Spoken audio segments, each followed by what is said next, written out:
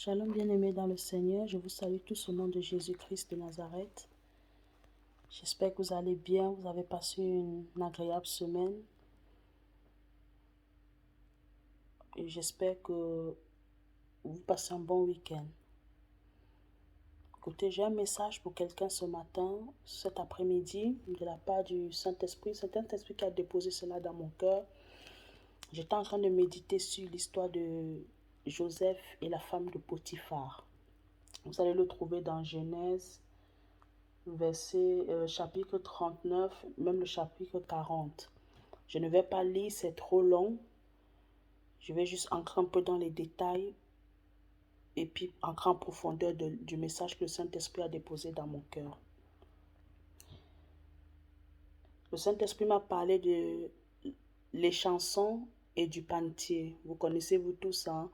Après que la femme de Joseph a fui et a laissé son manteau dans les bras de la femme de Potiphar, la femme de Potiphar a accusé Joseph devant son mari, devant les autres serviteurs qui étaient là, que Joseph a voulu coucher avec elle et elle a refusé. Alors Potiphar a jeté Joseph en prison.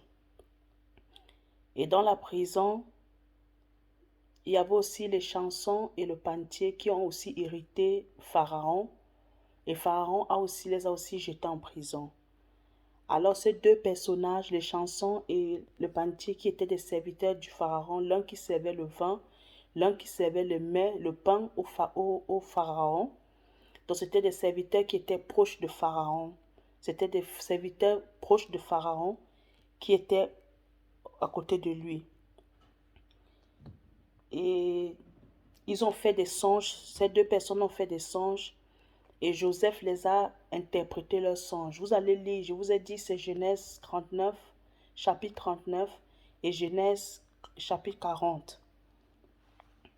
Mais il y a quelque chose que le Saint-Esprit m'a interpellé, m'a attiré mon attention sur le fait que après que les chansons et le panetier ont fini de faire le songe, ils étaient tristes. Ça dit ceci.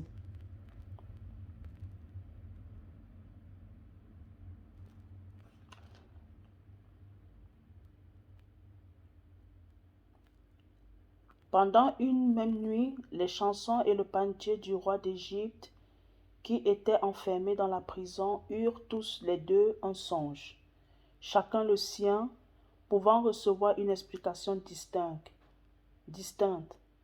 Joseph, étant venu le matin vers eux, les regarda, et voici, ils étaient tristes. Alors il questionna les officiers de Pharaon qui étaient avec lui dans la prison de son maître, et il leur dit: pourquoi avez-vous un mauvais visage aujourd'hui? Ça, c'est le chapitre 40 de Genèse. L'histoire, vous allez la trouver. Bien-aimé, lorsque le Saint-Esprit, je méditais sur cette parole hier, le Saint-Esprit m'a fait comprendre beaucoup de choses et que j'aimerais partager avec toi afin que tu puisses mettre cela en pratique pour ta propre vie à toi.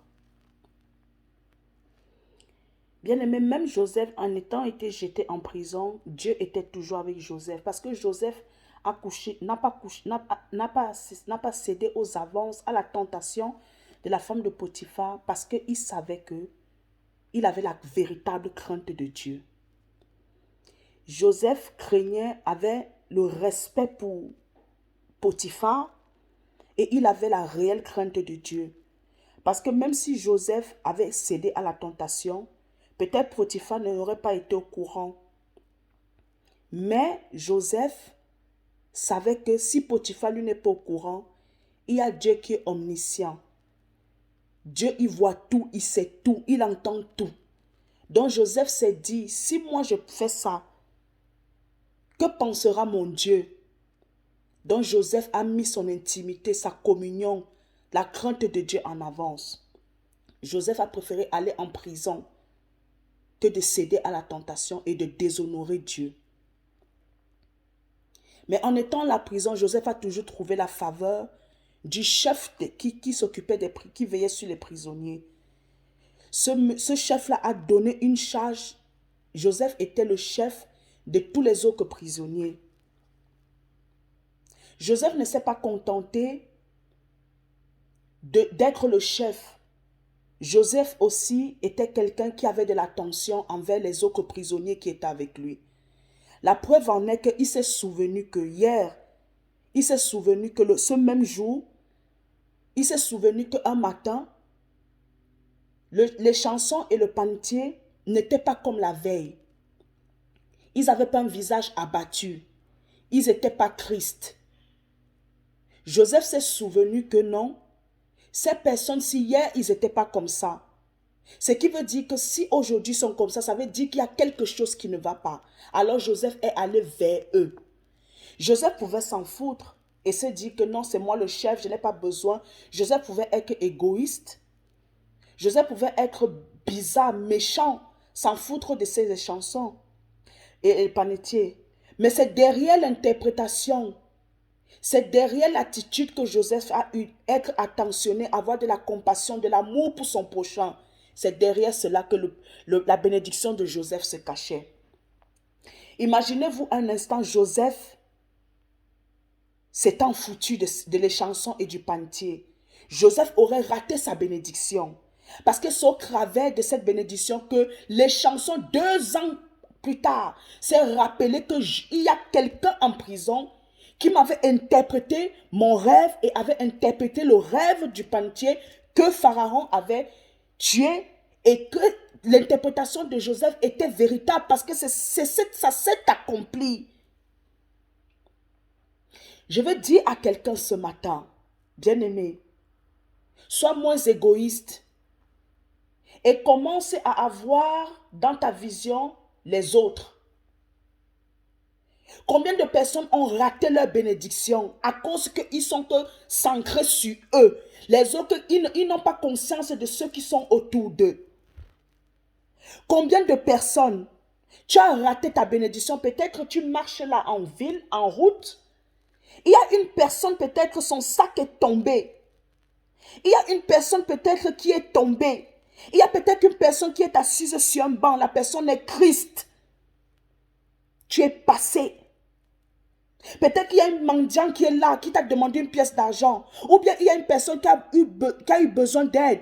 Toi, tu es passé. Parce que tu es centré que sur toi. Tu es une personne égocentrique. Tu n'as rien à cirer des autres. Ta bénédiction aussi est passée comme ça devant toi. Combien de personnes, c'est après qu'ils se sont intéressés à une personne qui ne connaissait ni d'Adam ni d'Ève. Ils se sont intéressés de la personne. Ils ont eu un travail. Parce que cette personne-là a vu le grand cœur de la personne. Et cette personne qui avait besoin d'aide, juste le sourire, juste le fait que la personne était attentionnée, a eu de l'attention pour la personne. Elle s'assoit, poser la question, monsieur, vous allez bien? À la fin de leur conversation, la personne va dire, je suis PDG. Vous avez du travail, je vous embauche. Tellement vous avez un bon cœur. Ce sont des employés comme ça que je recherche dans mon entreprise. Cette personne-là n'était pas là pour rien. C'est Dieu qui a envoyé cette personne. Parfois même, il y a un ange qui est assis sur un banc. Vous passez votre roue, vous ne vous arrêtez pas. Et pourtant, c'est l'ange qui portait votre bénédiction. C'est l'ange qui portait ta bénédiction. Mais tu passes au travers. Tu ne jettes même pas un regard sur cette personne qui est assise sur le banc, en train de pleurer. Ou bien le sac de la personne est tombé. Ou bien la personne a perdu son portefeuille. Tu te rends compte que la personne a jeté. Le portefeuille de la personne est tombé. Toi, tu vas prendre et partir avec. Et pourtant, la personne a détenu ta bénédiction. La bénédiction qui vient de Dieu. Une bénédiction durable. Toi, tu as pris le portefeuille. Il y avait les miettes dans le portefeuille. Et pourtant, si tu allais rendre le portefeuille à la personne se serait souvenue de toi. La personne peut-être, tu ne sais pas qu'est-ce que la personne est dans la véritable vie. Bien-aimés, ayons conscience des autres. Si Joseph n'était pas conscient des autres, qu'il était centré que sur lui, sur sa situation qu'il est en prison, il est en prison injustement. Alors il s'est dit dans sa tête, je ne fais plus confiance à personne. Je ne vais plus m'intéresser à personne. Il y a beaucoup de personnes qui le font. Parce qu'une personne t'a trahi, tu penses que c'est tout le monde qui t'a trahi. Et aujourd'hui, Dieu met devant ta face des personnes qu'il a destinées, qui vont t'aider, les amis de ta destinée. Mais à cause de tes blessures du passé, tu rates ta bénédiction. Tu rates les gens qui viennent t'introniser, qui vont t'introduire dans ta véritable destinée. Les amis de ta destinée, c'est là que Dieu a mis sur ton chemin, qui ne vont jamais te trahir, qui vont te rester fidèles. Imaginons un instant, Joseph avait fait ça. Il ne s'était pas rendu compte que le panetier et les chansons n'étaient pas comme d'habitude. Joseph aurait raté. Peut-être qu'il aurait encore attendu 5 ans, 10 ans en restant en prison. Bien-aimé, je vais juste dire à quelqu'un ce matin, sois conscient de ceux qui sont autour de toi, de ce qui se passe autour de toi. Je ne te demande pas d'être conscient des choses que négatives pour critiquer, juger. Mais aie l'esprit de discernement, aie la sensibilité du Saint-Esprit. Apprends à écouter Dieu. Apprends à écouter la voix du Saint-Esprit, les instructions du Saint-Esprit. Ça commence déjà dans le lieu secret, dans le secret. Commence à écouter Dieu dans le secret. Comme ça, quand tu seras exposé dehors, tu sauras que là, c'est Dieu qui est en train de vouloir me bénir. Et tu vas t'arrêter et tu vas recevoir ta bénédiction. Ne soyons pas seulement concentrés à écouter les choses négatives pour aller critiquer, pour parler des gens, pour manifester notre amertume, notre haine envers les gens. Soyons aussi concentrés